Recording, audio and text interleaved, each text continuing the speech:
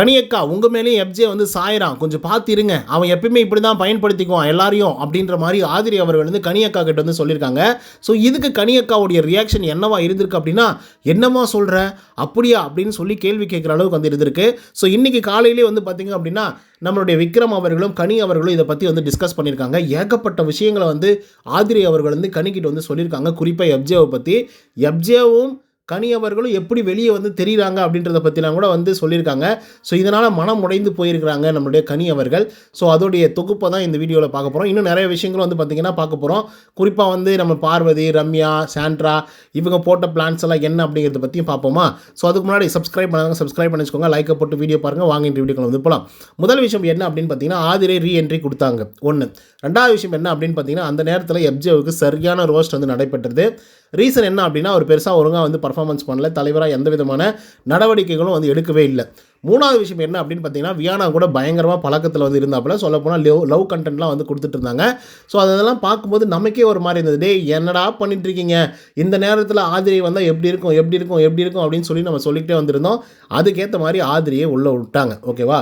So அதுக்கப்புறம் வந்து ஏதாவது ஒரு பெரிய பிரச்சனை வந்து நடக்கும், கண்டிப்பாக ஏதோ ஒரு சம்பவம் வந்து நடக்க போகுது அப்படின்னு சொல்லி யோசிச்சுட்டு இருந்தா ஒரு சம்பவம் நடக்கலை. ஆனால் ஆதிரை என்னென்ன வேலைகளை செய்யணுமோ அந்த வேலைகளை வந்து கரெக்டாக வந்து செஞ்சிட்ருக்காங்க. குறிப்பாக சொல்லணும் அப்படின்னு பார்த்தீங்கன்னா, வினோத்தை பற்றி எக்ஸ்போஸ் பண்ணுறேன் அப்படிங்கிற பேரில் நான் வந்து மூஞ்சி மேலே வந்து காலை தூக்கி காமிச்சதுனால நான் வெளியே போனேன், இதுக்கெல்லாம் முதல் முக்கிய காரணமே வந்து வினோத் தான், இப்படி தான் எல்லோரும் ட்ரிகர் பண்ணி விடுறாரு அப்படிங்கிற மாதிரி வந்து பார்த்திங்கன்னா ஆதிரி வந்து ஒரு பெரிய பொய் சொல்லியிருப்பாங்க. ஆக்சுவலாக அந்த சீனில் வந்து நான் பார்த்துருக்கேன், நான் கவனிச்சிருக்கேன். அதில் வந்து பார்த்திங்க அப்படின்னா வினோத் அவர்கள் வந்து காலு மேலே காலை போட்டு உட்காந்துட்டு இருப்பார், பக்கம் இருக்கும் பாட்டில். ஓகேவா, பாட்டில் மேலே காலை போடல வினோத். ஓகே. ஸோ அதில் தொடர்ந்து வந்து பார்த்திங்க அப்படின்னா நம்ம ஆதிரி வந்து போயிட்டு என் பாட்டில் மேலே காலை வைக்கிறடா அப்படின்னு சொல்லிட்டு கால் மேலே காலை போட்டு உட்காந்துட்டு இருக்கேன்னு சொல்லிட்டு காலை தூக்கி வந்து பார்த்திங்க அப்படின்னா மூஞ்சுக்கு முன்னாடி வந்து காட்டுவாங்க. ஸோ அது வந்து மிகப்பெரிய அளவில் அவங்களுக்கு பேட் நேம் வந்து கிரியேட் ஆகிடுச்சு. ஸோ இமிடியேட்டாக எவிக்ட் பண்ணி வெளியே அனுப்பிச்சிட்டாங்க. ஓகே. ஸோ இதனை தொடர்ந்து இப்போ உள்ளார வந்திருக்காங்கல்ல, உள்ளார வந்த ஆள் வந்து எல்லாருக்கும் ஒவ்வொரு விஷயத்தை வந்து பார்த்திங்கன்னா சொல்லிட்டு இருக்காங்க. அது மட்டும் இல்லாமல் யாராலெல்லாம் அவங்க வந்து எவிக்ட் ஆகி வெளியே போனாங்க அப்படின்னு சொல்லி யோசிக்கிறாங்களோ அவங்களெல்லாம் தக்க சமயம் வரும்போது வச்சு செஞ்சிடணும் அப்படிங்கிற ஒரு முடிவில் வந்து இருக்காங்க.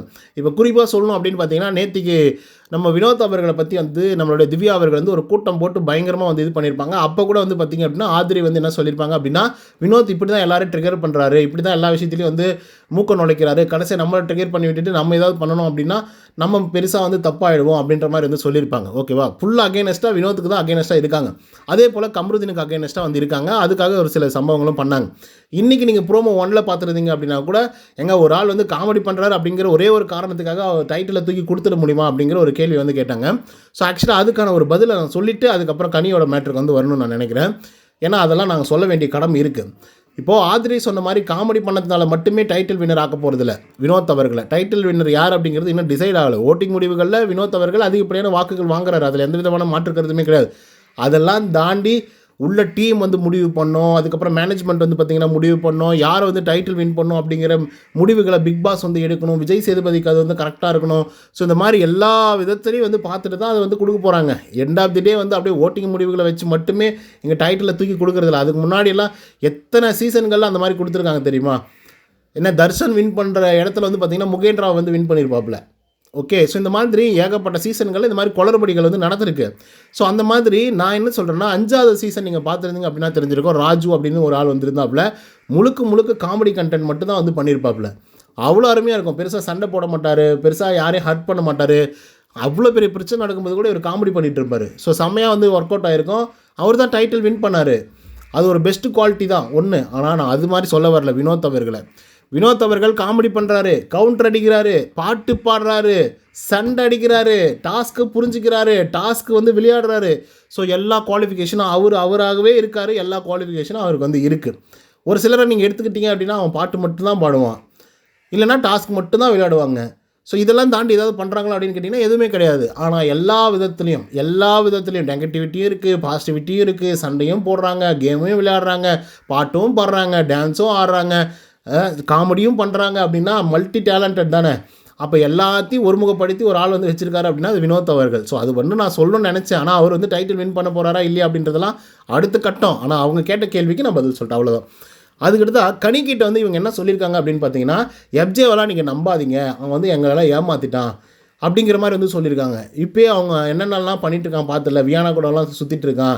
நான் வந்து ஃபீலிங்ஸோடலாம் அவங்ககிட்ட பழகவே இல்லை. ஆனால் அவன் தான் வந்து ஏதோ நான் அவனை போய் துரத்தி லவ் பண்ணுற மாதிரி ஒரு விஷயத்தை வந்து கிரியேட் பண்ணி கடைசியாக வந்து எனக்கு வந்து கெட்ட பேர் ஆக்கிட்டு அவன் நல்ல பையனாக ஆகிட்டு கடைசியாக என்ன அவாய்ட் பண்ணுற மாதிரி, அதாவது நான் லவ் பண்ணுற மாதிரி அந்த பையன் அவாய்ட் பண்ணுற மாதிரி ஒரு விஷயத்தை வந்து கிரியேட் பண்ணி வீடெல்லாம் பரப்பி அது வெளியும் போய் சேர்ந்து கடைசியாக வந்து ஆதிரை தான் இப்படிப்பட்ட பொண்ணு அப்படின்னு சொல்லி எவிக் பண்ணி வெளியே அனுப்பிச்சிட்டாங்க. ஸோ அதனால் அவங்ககிட்ட வந்து உஷாராக இருங்க அப்படிங்கிற மாதிரி கனிக்கிட்ட சொன்னாங்க. அது வரைக்கும் பிரச்சனை கிடையாது. அதுக்கப்புறம் என்ன சொல்லியிருக்காங்க அப்படின்னா, ஆதிரை அவர்கள், அதாவது எப்ஜே அவர்கள் வந்து உங்கள் மேலே சாயிறான், அக்கான்னு கூப்பிட்டு உங்கள் மேலே சாஞ்சு படுத்துக்கிறான், சாஞ்சு உக்காந்துக்கிறான், கையை பிடிச்சிக்கிறான், நீங்கள் கேர்ஃபுல்லாக இருங்க, அது தப்பாக வருது, வெளியே போகுது அப்படின்ற மாதிரி வந்து சொல்லியிருக்காங்க கனிக்கிட்ட ஆதிரை. இந்த ஒரு விஷயத்தை வந்து விக்ரம் கிட்ட வந்து பார்த்திங்க அப்படின்னா டிஸ்கஸ் பண்ணிகிட்ருக்காங்க நம்மளுடைய கனி.